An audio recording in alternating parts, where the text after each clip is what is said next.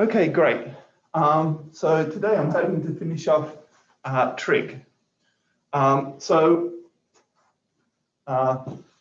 hopefully you've sort of got the idea how these mathematicians had brought together the stream of Trig, which had started in Greece and then had split off to sort of Alexandria and to India, and then had come back to Baghdad. And they had then developed basically what were the modern trig functions, although, as we know, that's different. They think of trig functions as different as they do it. They think of them as lengths in some reference circle, and the reference circle could either be 1 or 60, or it could be anything really. But they basically laid out all the trig identities, and they showed how it was useful to solve all the kinds of problems you want to do with trigs. So things to do with geography, astronomy, surveying, all that came out and became a solid science. And then someone, Claire, in her talk will be talking about what happens when when trig comes to Europe, and so it eventually leads to what we know as trig, but that's kind of like after our timeline. And so because trig was really, really important and useful and used in all methods of science, the big development was the development of trig tables, in which you're then able to use trig to solve problems. And so as the science got better, there was a need for more and more accurate trig tables. And so here is kind of like a little history of the trig tables become more and more accurate. So we know that there's 6 trig functions, but really only sine and tan were made into tables.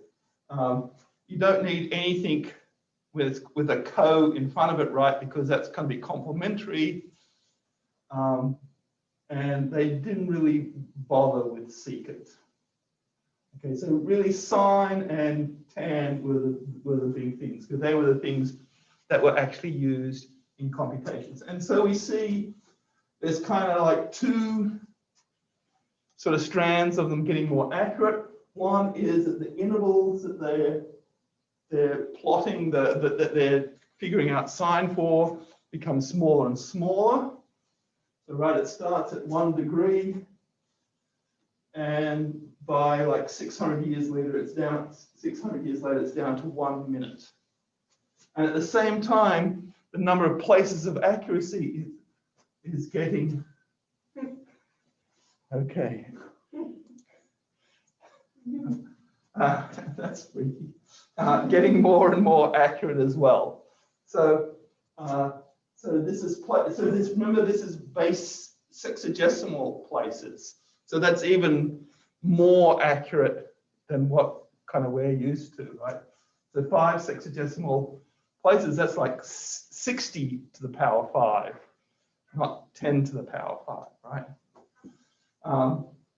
And so there's this whole thing about the science and the math that is leading to this sort of greater accuracy. As well, at the same time, there's the political situation sort of coming up. So we saw that in 800, when Baghdad became kind of like this center of learning, it was because it was a center of this great empire, the Abbasid Empire. And so the sciences and the arts flourished.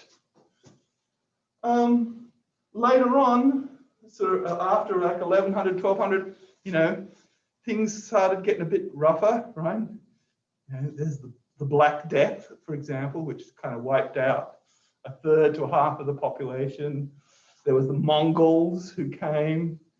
There was just the fact that empires get too big, and you know, what happens is, you know, some local ruler sort of gets powerful, and then they feel like, well, maybe I can be, you know, the king.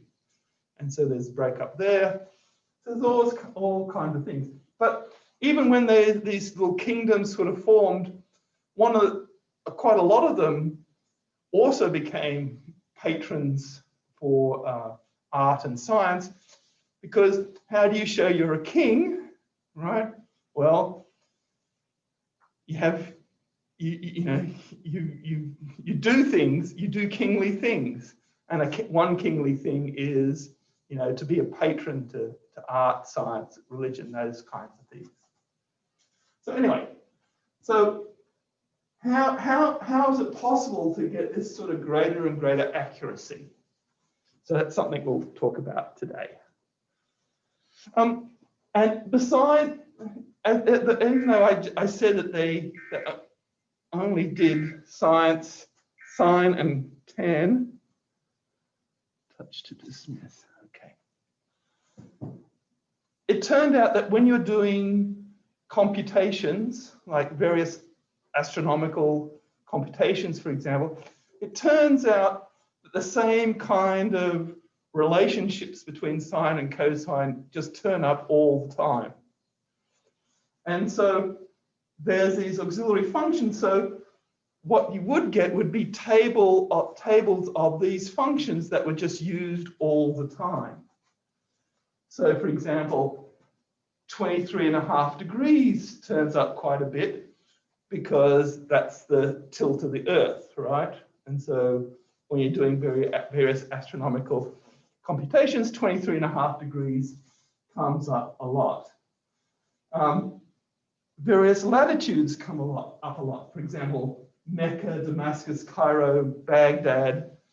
Those angles of latitude would be used quite a lot. And so you'd get these various combinations of things, and they made tables of these, okay? And so you start seeing that, wow, these tables start to have lots and lots of entries, you know, like 13,000 entries. Or when back here, if you're going to do every minute, that's 60 times 90, that's 5,400 entries. And eventually, I think, you know, maybe the limit was, you know, I think there was one set of tables that had 250,000 entries in it. And so that's kind of like a major, you know, so there's some sort of mathematical industrial complex going on here, which is creating these tables. Okay.